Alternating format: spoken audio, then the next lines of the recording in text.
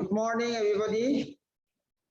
Today we will be talking on one of the important fracture in upper limb, that is scaphoid fracture.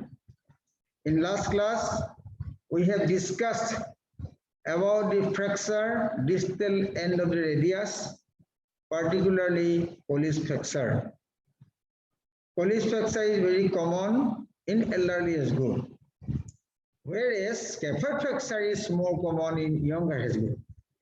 This is one of the very notorious fracture. Why notorious? We will talk to you and we'll discuss the various treatment module and also complication and everything regarding scaphoid fracture.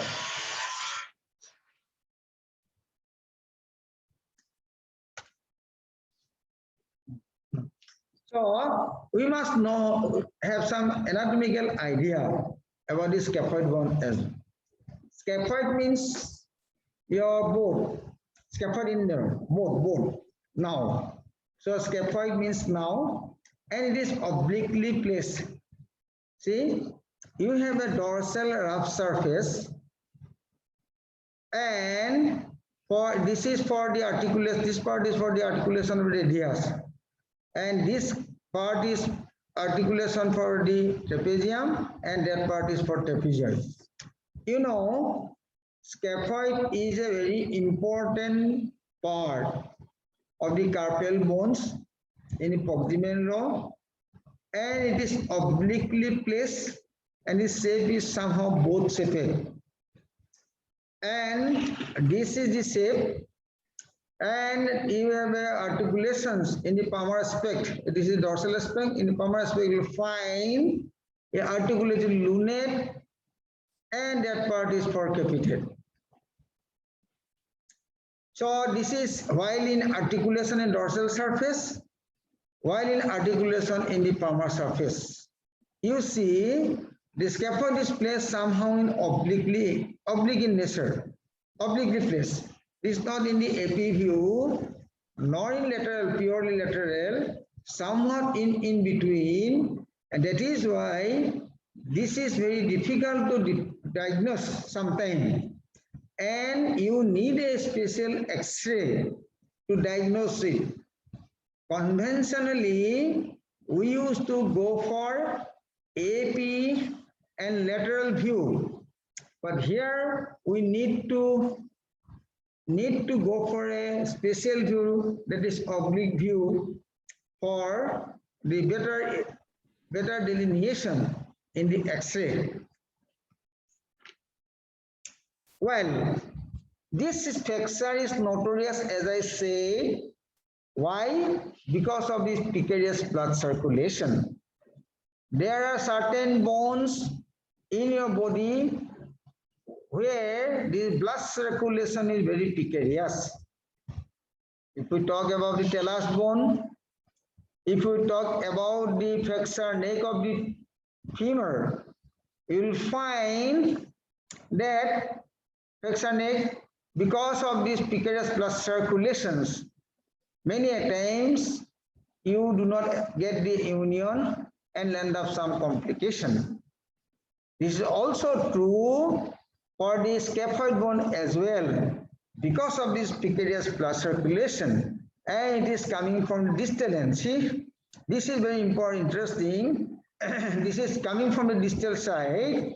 This is for radial in the anterior surface. This is for the dorsal side. So in the volar surface, this branch of the radial artery is supplying the distal end, and it is entering here, become intraosseous, and is supplying here. Same is true for the dorsal side also, a branch which is actually radial artery, because the paren artery is radial artery, where you do have two branches, one is palmar, one is dorsal.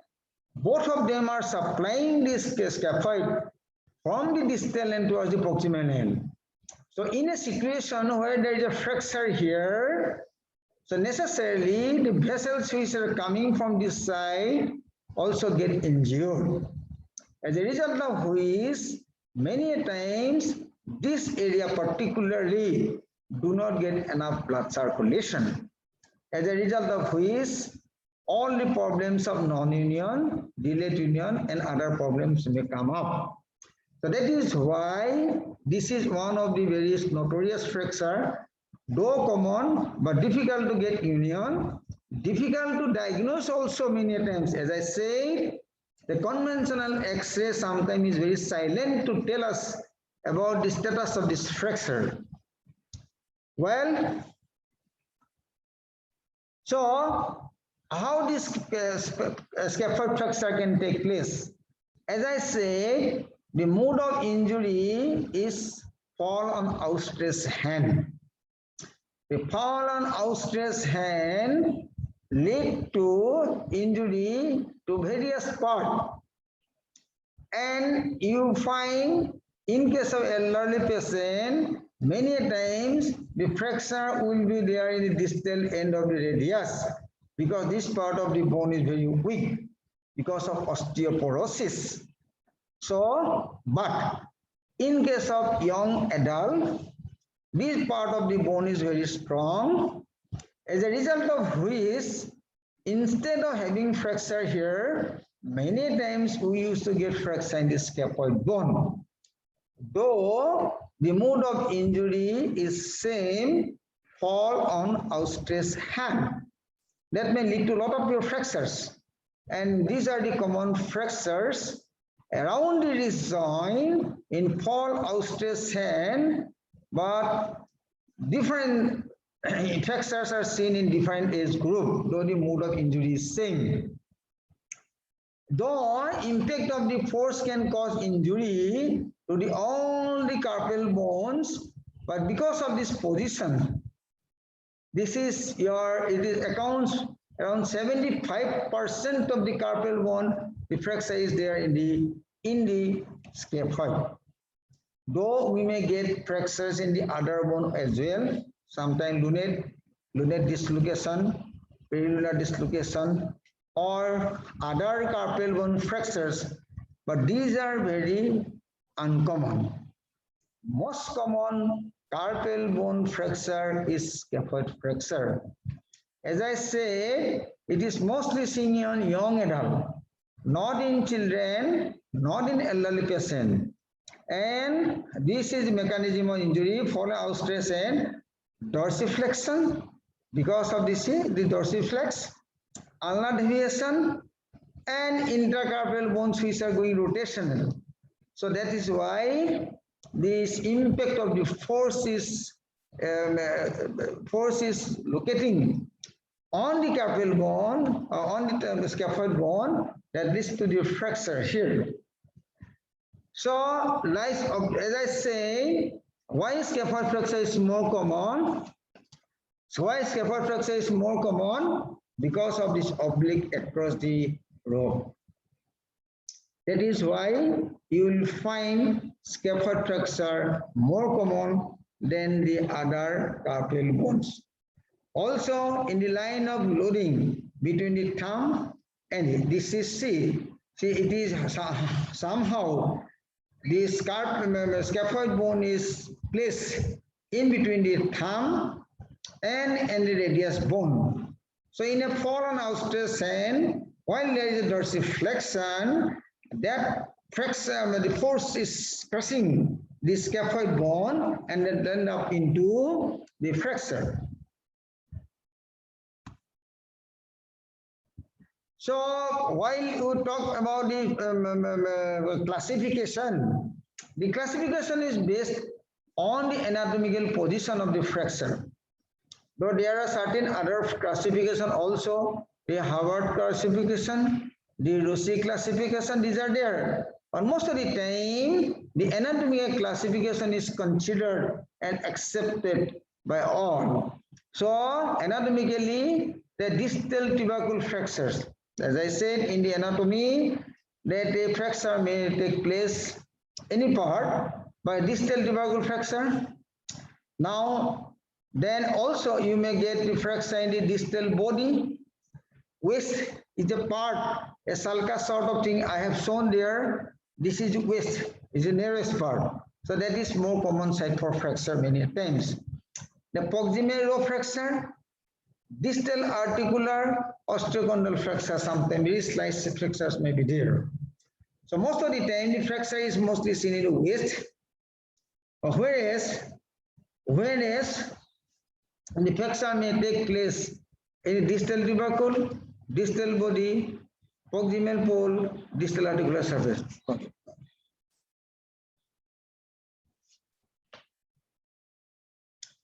So clinical features, necessarily while the patient is coming to you, so he will definitely come with the history of fall or injury. Then there will be definitely pain and swelling and restriction of the movement. Gripping, doing the movement will be difficult for the patient. So there will be pain in the wrist joint. There will be swelling. So tenderness overlying the scaphoid in the anatomical snap box. This is a classical point. There is the anatomical snap box, you know, in between the tendons, first and second your compartment. So if you press over there, there is the maximum tenderness area, the snap in between the snap in the snap box. So patient gives a history of pain following fall, restriction on the movement. On examination, there is maximum tenderness at the anatomical snap box. So there are certain tests also. The scaphoid shift test, Watson shift test. These are there, but even then, clinically, if you do pressure over the anatomical snap box, you will get pain. So now this is clinical pictures.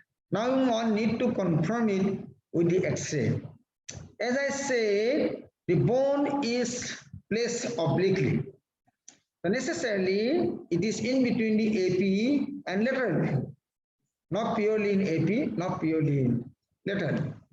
So since it is somehow oblique, so many times pure AP view or pure lateral view unable to show us the fractures.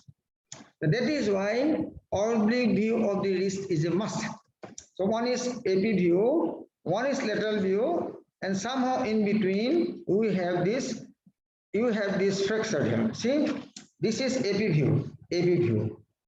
So this is your lateral view. Ray is coming. Your X-ray is here. So I told you that this is placed obliquely. So that is why you do not get these delineations, better exposure or about the scaphoid in AP or lateral. That is why somehow in between, not in lateral view, not in AP view, somehow in between, one can have an X-ray here. For the occult fractures, yes, one of the important thing that many times this fracture is very silent. And if you take the X-ray, you will find there is no fracture is seen. But there is tenderness over here. So to confirm this, many times the conventional X-ray unable to show us the fracture. In a situation like this, earlier days, we repeat the patient for X-ray after 2 weeks time, by the time the fracture line is delineated. Since nowadays, we do have this availability of the other modern investigative tool like CT scan and MRI, even bone scan, one can do a early diagnosis. Earlier days, only when there is X-ray was available, no CT scan, no MRI, then what we are suggesting? We are suggesting to come the patient after 2 weeks time and repeat the X-ray. By the time fracture line gets delineated. So in between, you have to wait for 2 weeks time. Nowadays, no. Since we have this facility of CT scan and MRI, so that is why one can confirm it with the other investigative tool. So that is why in a doubtful situation, you can do. So now you need to go for the treatment part. So clinically, this is the picture. X-ray or other investigative tools help you to confirm the diagnosis. Once the diagnosis is confirmed, necessarily you go for the treatment part. So treatment part, you know, we do have usually two types of treatment. One is called conservative treatment, where you apply plaster or splint or something like that.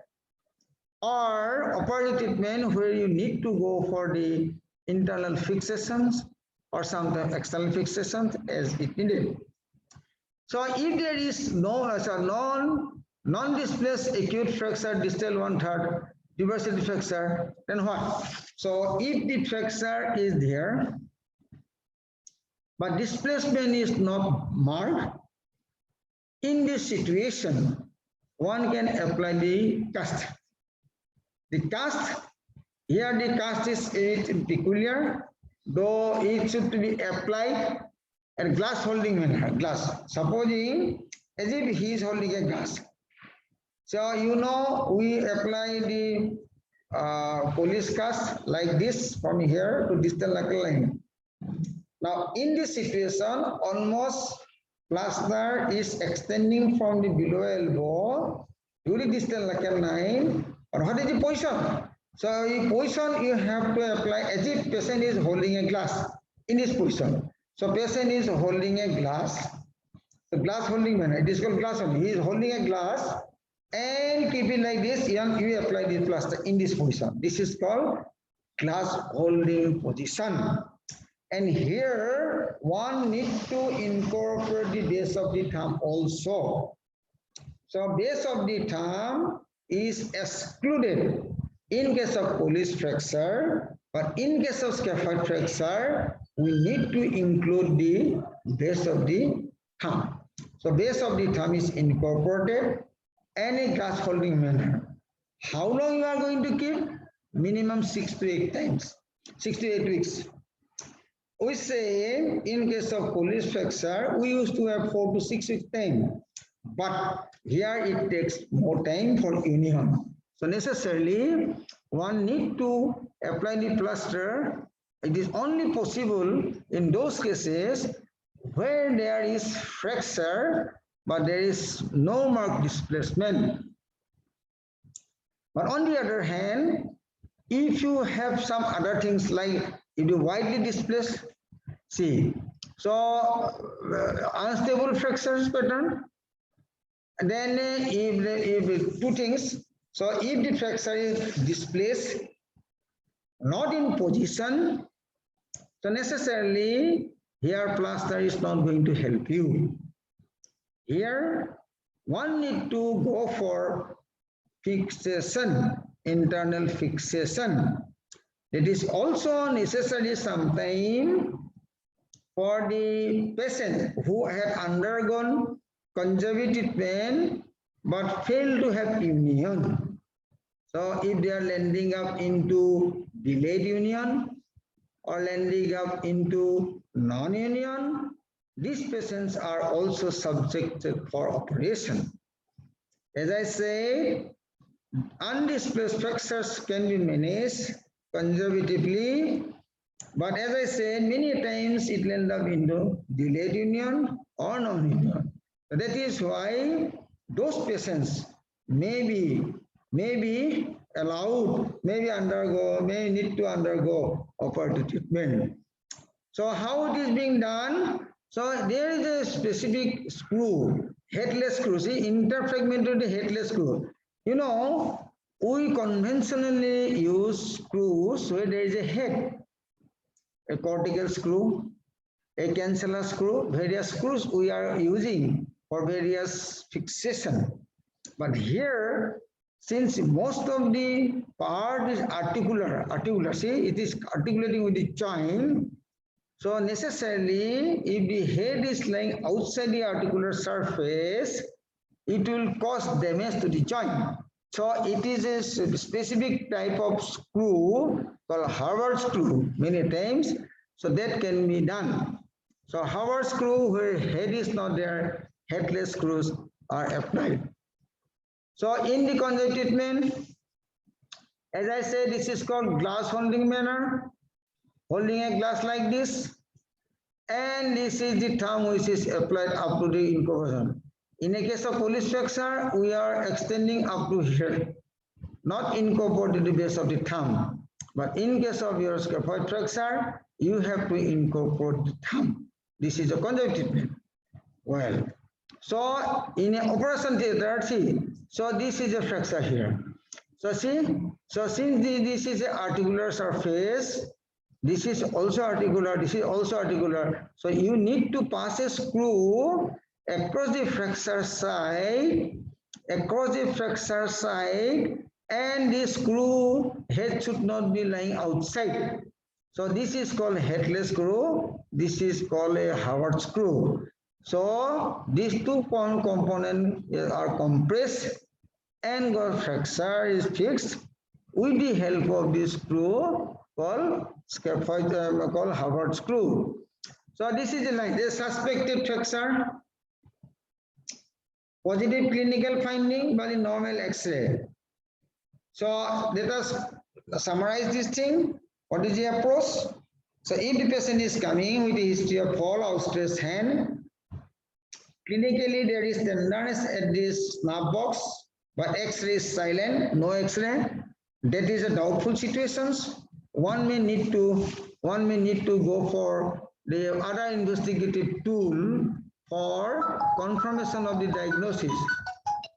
So MRI can be done to confirm the diagnosis, and if to confirm the diagnosis, then one has to go for this scaphoid cast. And or you can apply a cast on the clinical basis, though X-ray is silent. Then repeat the X-ray after 2 weeks, as I said, though where there is no MRI or CT scan available, one can apply. Then again, I ask the patient to come after 2 weeks time, clinically you have applied. Remove the cast, do the X-ray and see if there is a fracture there. Then you have to continue to cast for another 4 to 6 weeks time, total 8 weeks time. On the other hand, if there is no fracture, then you remove the cast, forget. So this is the modality of treatment. So if there is fracture, then two things are there, and conjunctive treatment or operative treatment. Conjunctive treatment, yes, if there is fracture is there, no displacement, everything is fine, go for the conjunctive. But there is a displacement, then better to go for internal fixation by headless screw. This headless screw, because most of the part of the scaphoid is articular surface, so that is why we cannot keep the head out the articular surface. So that is a protocol. So these complications are mostly, as I said, there are two. One is delayed union, one is non. Why? Because of the precarious blood circulation. That is why these fractures are more difficult to get union. So that is why we used to encounter complications like delayed and non-union very frequently. So here again, you need to go for not only for fixations but augmentations of the fracture union by some other techniques called bone grafting or even vascularized pedicle graft, vascularized bone graft. These techniques are being applied in those cases where it's non-union is coming very late, and there is a fracture there which is not united and is coming very late. There you need to go for the fixation. Besides doing the fixation, you need to go augmentation technique for union, where one need to go for bone grafting or vascular graft. So these are the various techniques, sir. So scaphoid fracture, other common avascular necrosis, many times, as I said, the vessels are coming from the distal to proximal end. So avascular necrosis of the proximal end is more common than the distal end because vessels are coming from distal to proximal. So osteoarthritis, because of this avascularity, irregularity, there may be osteoarthritis of the wrist joint. So other complication. See, this is a old avascular necrosis. How do we make out the avascularity? This area is very wide and dense compared to other bone. So this part, which is very dense, indicates this is avascular necrosis. This is quite common in case of scaphoid fracture because of the precarious blood circulation. So thank you very much for your patient hearing. And I must tell you There are certain students who try to join after 15 minutes are not allowed to join. If you are not in time, better not to join. If you are in time, you will be allowed to join. So since you are in a comfortable position now, not to come to the classroom, you must maintain the time. We can extend up to 5 minutes, not beyond that. Do you have any question?